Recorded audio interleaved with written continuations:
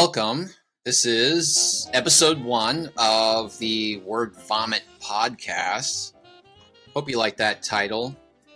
Try to make it, appropriate for the podcast content. But this is a solo cast that I just decided I was going to start pretty randomly one day. I don't really know where my train of thought was, but so this is the Word Vomit podcast. My name is Sean. A little bit about me, just some backstory. So I guess I'm what you might call a serial podcaster at this point. This is actually my third podcast. I have 2 other podcasts. One is a fitness-based podcast. It's called Fitness Reborn with Sean. And the other one is a more of a culture and society-based podcast. It's called Dear DSM, about the city of Des Moines, Iowa, where I live. And this one is, again, just to kind of repeat myself, this one is more of just kind of a freestyle format here, where I just kind of thought I would start something here that would allow me, space to kind of comment on things. And what I really want to do was that I wanted inquiries kind of sent my way. So I've asked people to kind of send me questions on things that they might want to hear my input on. Just random anything and everything that people might send to me. I mean, I think some of it's probably going to be more kind of fitness related stuff here, because I'm a fitness trainer and I'm an avid exercise junkie. So I kind of gather that the first sets of questions are probably going to be more along those lines than anything else. But so again, this is just a podcast to kind of open myself up and share my thoughts and opinions in kind of a very kind of quiet way. There won't be any guests on this podcast. It's just me speaking. And so there's no particular length to any of these episodes here. I reckon that it'll maybe go about 15-20 minutes at the very most. I'm not going to spend an hour or 2 hours here just me talking. I don't think, 1, I could talk that long, and 2, I don't think that you really want to hear my voice for that long anyway. I know I have a lot of difficulty sitting through 3-hour-long podcasts, no matter how interesting the content or the conversation might be, or the guest might be, or however much I like the show and the host. It's a lot to really ask of someone to really just sit in one place and listen to 2 or 3 or 4 people just kind of talking for that length of time. So it's even worse when it's just one voice and there's no dynamicism involved. There's no feedback involved. So I plan to make these episodes pretty short, but that's the introduction here. And so I have my first sets of questions here. This is coming to me from a friend of mine named Sarai. She's asking me, like I said before, questions about exercise and fitness. So her question here, the first question she's got for me is, best time to work out. What is the best time to work out? Now, I'll start by saying that in the blanket statement here, I think the best time to work out is when you can find time to work out. That's really the crux of that one. Whenever you can find time to work out, and a workout at any point during the day is better than no workout. So whenever you can find time to do it, you should do it. So that's my general statement on that question. Now, to get more kind of into the weeds of things here, to get more nuanced, I have to think that, generally speaking, morning workouts are probably superior than afternoon or evening workouts here. I might be wrong about that, but I kind of feel that really holds for a number of reasons. One, when you first wake up, I mean, hopefully you slept well and your energy levels are up. So there's that. When you wake up in the morning, the sun is out, hopefully. And you're more in kind of a mood and more in a better situation, I think, to really kind of really start to exercise and really get your energies out. One, because you've been resting maybe 6, 8, 10 hours, and you've got all those different variables coming together all at once here. Your energy is up because you're rested. The sun is out, and so the serotonin levels are optimal, as opposed to working out in the evenings when the melatonin starts to kick in, because that's the quieter or the more relaxed phase of the circadian rhythm is when the evening time has arrived and the sun is starting to set. So your body is more in a mode to really start powering down rather than start ramping up. But in the morning, you're starting to ramp up. So it's probably the best time to you're really going to find the most energy and the most motivation and the most drive to want to work out, if ever at all. Also, too, when you first wake up, your cortisol levels are elevated. And cortisol is a stress hormone. So exercise helps moderate and ameliorate stress hormones and stressful responses that your body experiences. It maybe doesn't do it so much when you're in the thick of the workout, because a workout, particularly a resistance workout, is a time when you're putting your body under deliberate, intentional stress for the sake of growing muscle or getting stronger.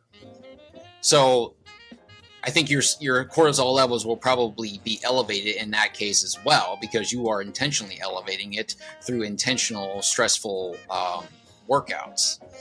But in the long run, when the workout is done, your body will benefit from it from decreased levels of cortisol overall. So, again, in blanket terms, get the workout in whenever you can.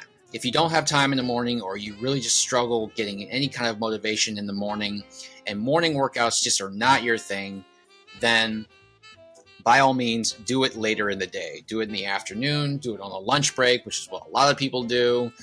Do it in the evenings when you get off work, which again is what a lot of people do. There's lots of people who go to the gym in the evening, so it's not a really unusual, weird thing for people to do.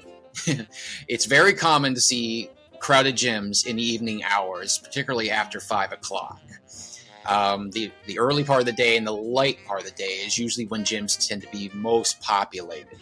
So you're definitely not any kind of weird outlier if you can only work out in the evenings or the afternoons. But again, if we're talking from a strictly physiologically optimal time to really get the workout in, for all the reasons I just stated, we're probably talking the early part of the day rather than the later part of the day. Also, too, as we go through a quarter of a day, we also eat and drink. And I have found that when you work out on an empty stomach, or with a stomach that has less food in it rather than more, you get more out of the workout, because your body is not being dragged by the food that's in your stomach. So if you have nothing in your stomach, you have nothing to metabolize. You have nothing to metabolize. It means the blood is not going to your stomach to digest all the food you just ate. It's going to other areas, maybe the areas that you're trying to work out, like your legs and your arms, so forth. But again, just to repeat it again, the best time to work out is probably the time that you can fit it in. So I will leave it there. Second question is, how much cardio and strength do you need? Well, I think for the average person, how much cardio and strength training they really need is probably not any more than maybe 2-3 times a week. And then probably moderate levels here. If you're just going for a basic level of fitness and you're not an athlete, you're not competing against anybody, I'm, as far as cardio goes, probably 30 minutes at the most is probably what you need. 30 minutes a day, or 30 minutes, yeah, okay. I would say if it's an easygoing moderate level of fitness or moderate level of workouts, then yeah, you could probably walk 30 minutes every single day and you'd be just fine. You also have to consider what your goals are. So if you're planning for a marathon, you probably should run more than walk, because you're going to be put in an environment where you're going to be running for a very long time and a very long distance here. So you have to take in consideration what your goals are and how much time you have to really work in a day, because we tend to be busy, and whether or not you're really even planning for something. So like a goal. So goals and how much time you can fit in. Now, if your objective here is to get stronger, you probably wanted to dial down the strength training quite a bit. Not that you should eliminate it. I don't believe that at all. I don't believe that you should take out cardio altogether.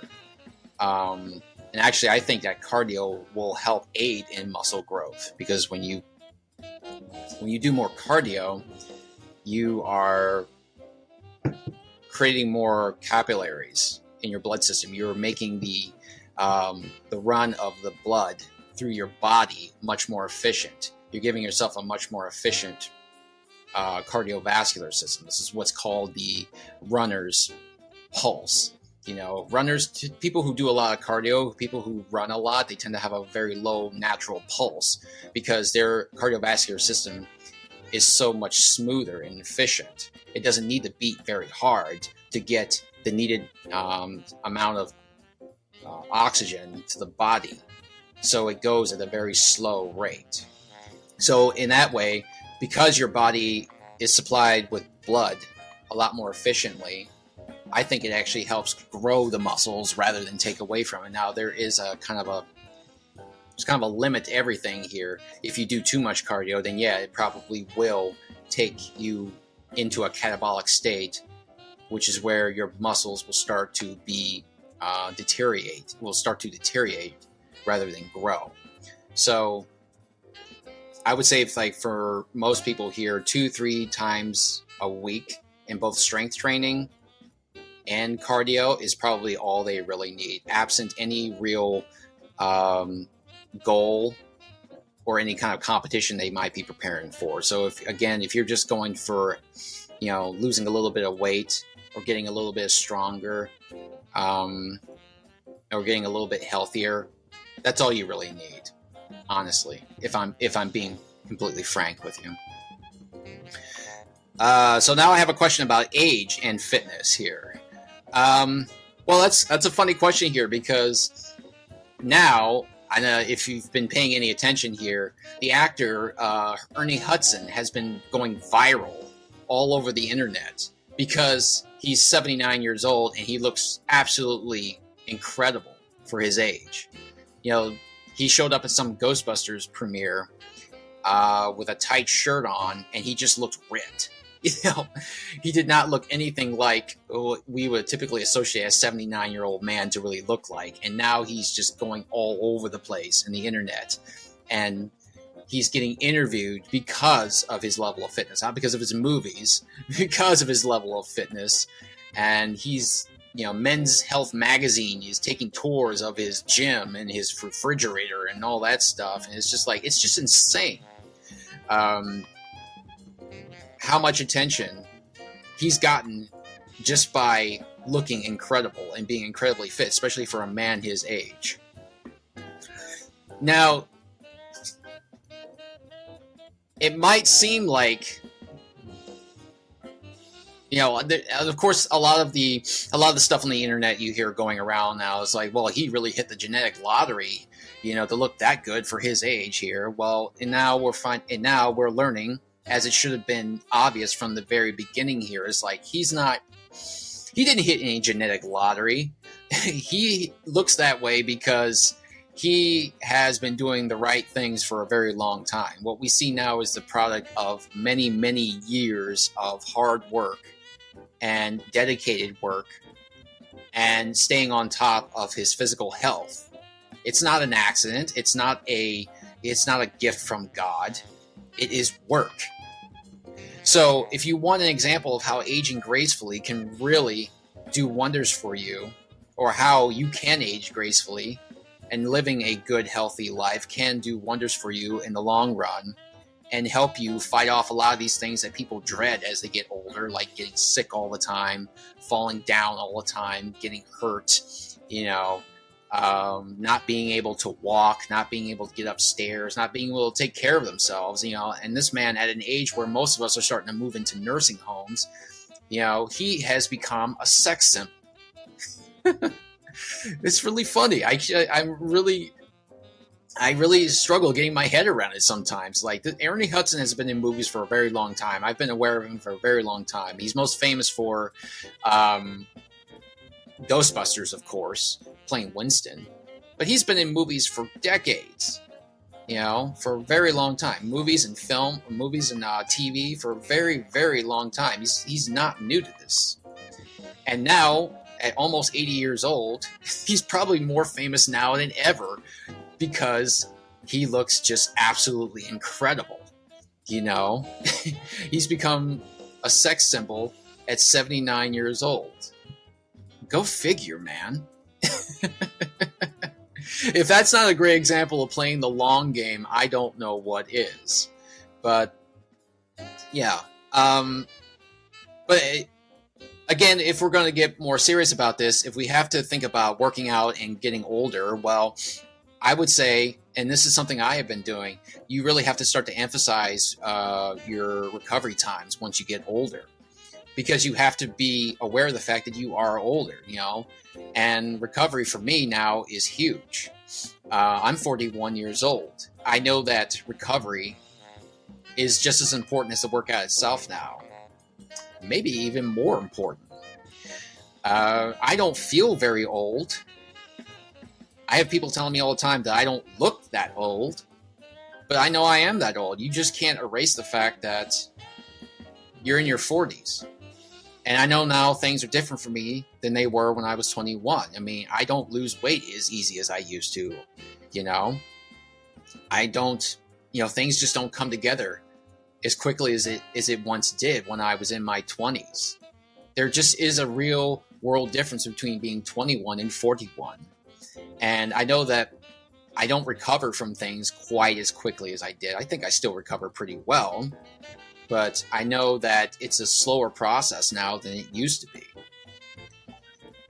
So you really have to be aware, especially how hard you work out. I mean, I do hard workouts.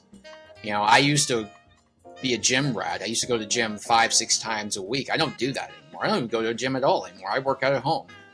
I've considered maybe going back to another one just to kind of add a little bit of supplementation to what I have been doing at home, but I'm perfectly happy being at home.